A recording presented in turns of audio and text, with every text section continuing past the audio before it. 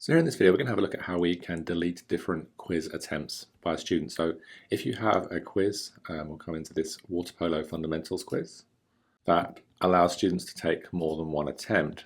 Then you can see here under grade, we have the number of attempts that a student can take that quiz. So here it's set to unlimited. You can obviously restrict that from 1 to 10. And then we will be taking the highest grade, or we can take an average grade, the first attempt, or the last attempt.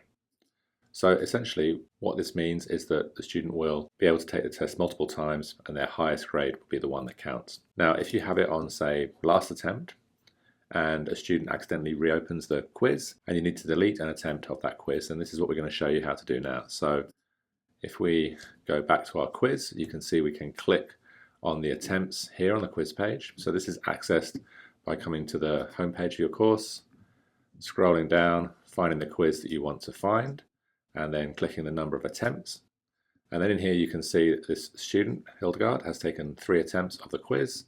The first one was their best one, but we're taking the grade from the last mark. So they're going to score low on this because they've taken these 2 quizzes after they've taken the first attempt. So what we're going to do is check the options here. You can see the one in blue is highlighted as the one that is going to be used for the grade. We'll check both of these, and then at the bottom here we can delete those selected attempts.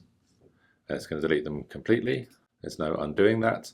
And so now you can see highlighted in blue is the quiz attempt that's going to be used for Hildegard's mark. So that's how to find and delete a quiz attempt for a student. If you have any questions, then please do get in touch.